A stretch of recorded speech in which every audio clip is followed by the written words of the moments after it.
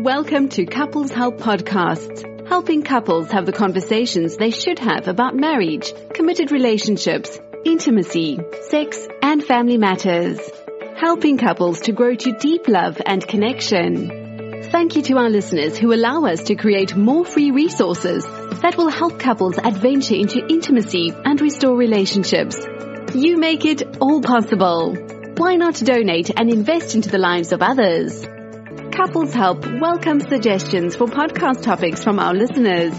Please leave comments if you liked this episode, have questions, or would like to suggest a topic for our Postbox episodes.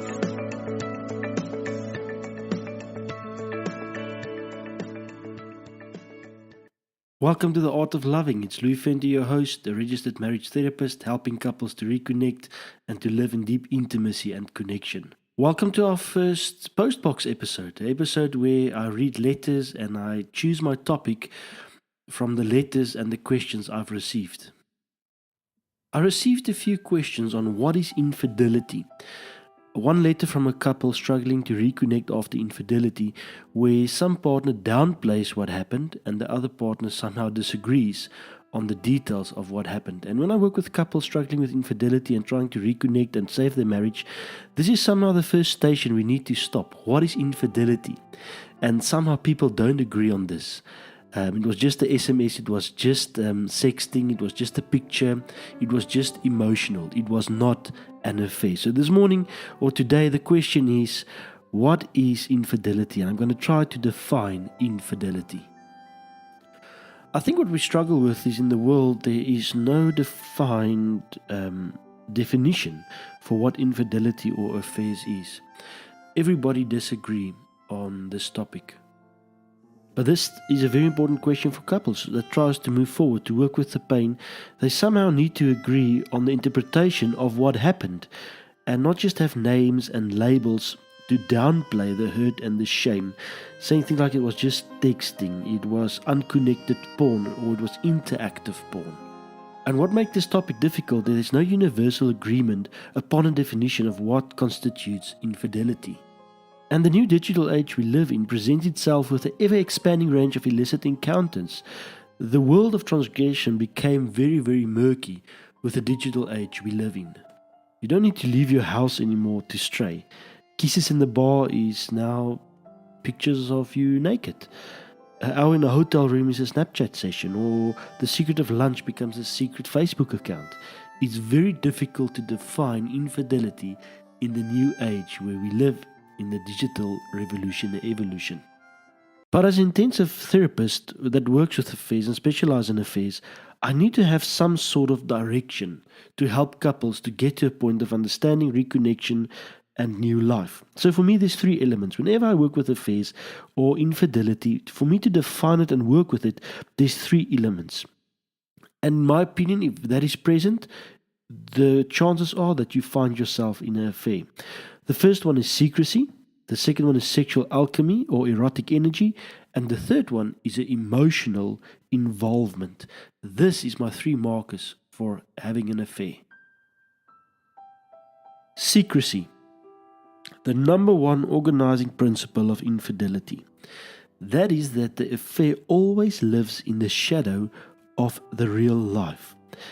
And what we don't realize is that the secrecy of affairs is actually what intensifies the erotic charge of being with someone else. It's on the one hand what creates the deep excitement, and on the other hand, the very deep shame that goes with having an affair. What happens in the excitement is that we get a sense of autonomy and control back in having an affair. I get my voice back, where I maybe live in a marriage where I feel I don't have a voice, I'm invisible, I'm controlled. In the secrecy and the excitement of an affair, I get my voice back, I get my visibility back, I'm not controlled anymore. I have a sense that I can make my own decisions. I'm not John's wife anymore or Sarah's husband. I'm an individual that is seen and celebrated. That is what we get from the excitement. But on the other hand, the secrecy creates deep depression, isolation and anxiety for people that lives in their affair. That they jump between two worlds. Every time I drive back home, there's this bridge or this gorge I need to go over. And every time I step over that bridge, it's filled with anxiety and isolation, and the excitement is long forgotten. Sometimes picking up your kids from school and still smelling your lover on you creates a deep sense of shame.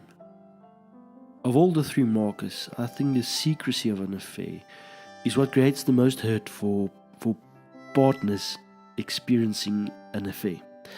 That partner secrecy is the deepest trauma, the deepest anxiety and fear, and the deep mistrust. It's the secrecy that leaves the deepest scars for couples, because our identity and our safety is somehow bounded in the safety of marriage. And discovering the secret life of a partner can throw us off and into a deep place of anxiety and fear and depression. Talking to couples, this is what hurt the most. That I get a sense that who you say you are, that you're not that. Discovering the secret life and the secret credit card and the secret cell phone and the secret messages and the secret weekends away, that is what hurts the most. And the second marker is erotic energy. And sometimes sex is absent. But there's always erotic energy. And what I want to share with you today is that the imagined kiss could be more powerful than actual hours of lovemaking. The desire of the other, which I cannot have, that I long for, is what keeps us with the other and makes us exit the marital space. The imagined being with someone else, kissing me and touching me, creates erotic energy and makes me and causes me to leave the marital space I'm currently in, or excitement for the partner I'm currently living with. And sometimes couples would say nothing happened, but at what point does nothing ever happen? Maybe you didn't have sex, but you fantasized about it. Maybe you haven't kissed, but you fantasized about it. You gave that relationship space, that person, thought, erotic energy, desire, and you longed. At what point does nothing happen? A lot of affairs are less about the sex and more about the erotic energy, the desiring to feel desired, to feel visible, to feel touched, to feel heard, and to be longed after by another person. Erotic energy is what makes us feel alive with another person, more alive than the person I'm currently married to. Longing after someone, desiring someone, could be more exciting and more alive than actually having intercourse with that person. So at what point does nothing happen? And being caught up in an affair, we need to realize this with our partners, is that just you thinking of someone else, desiring someone else, is what hurts us. You didn't need to sleep with them or phone them or have lunch with them. Just giving them erotic energy in your mind is what causes hurt and pain. And the other way we work with erotic energy is when we have sex, the defense system in us kicks in and we get loopholes. We say things like, well, I didn't know his name, I didn't know her name. I was drunk, no one came, it was only oral, and I did not enjoy that. And what we struggle to accept is that all sex has got erotic energy, and you experience that with someone else. Although there's loopholes in your head, there was erotic energy, sexual alchemy with someone else besides me. And in the virtual world, this gets quite complex. When people say, well, it wasn't real sex, it was virtual sex. It wasn't a real blowjob, it was a virtual blowjob. So the debate could be real. What is virtual and what is real? But what is unmistakable is the erotic energy we experience in that space. And that for me is a marker of an affair or infidelity. The third marker for me is emotional involvement. And most affairs have an emotional undertone. The feeling of it wasn't just sex, but I fell in love. I lost myself in someone else. We talk about emotional intimacy. And usually affair starts off with sex or just emotions.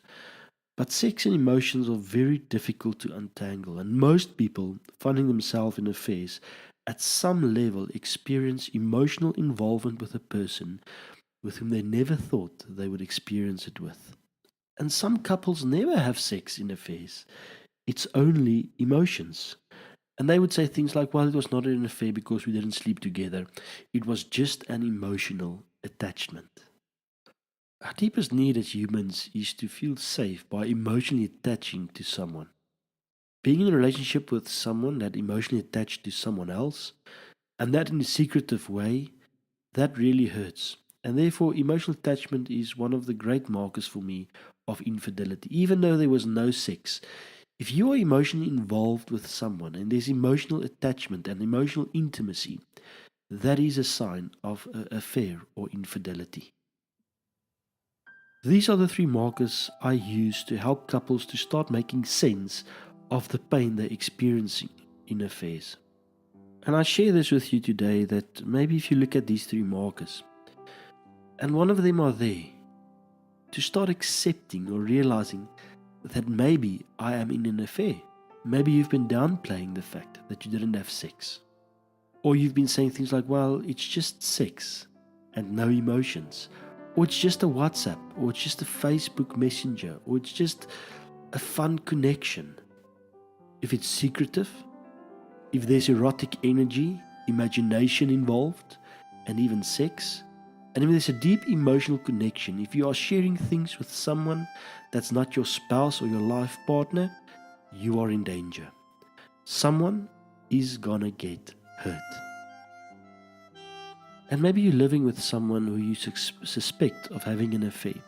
There's no signs of sex or maybe erotic energy, but there's definitely secrecy and emotional closeness. You have all the right to voice your pain, to voice your fears, and to request your partner to step back into the relationship. I do believe that all marriages could survive affairs, and I'm not saying that it's not painful. It's one of the most painful things you could experience. All marriages could survive affairs, and after affairs, what I see in my practice is that affairs could give people deeper insight into themselves and into the relationship and leave them with a better marriage. But the process of healing after an affair is extremely painful and excruciating, and if people don't need to go through it, it would be lovely. But the reality is, in the world where I work, only 3% couples choose growing without experiencing pain. And I would love it if we could get to a place of conscious growing without ever experiencing an affair or infidelity first.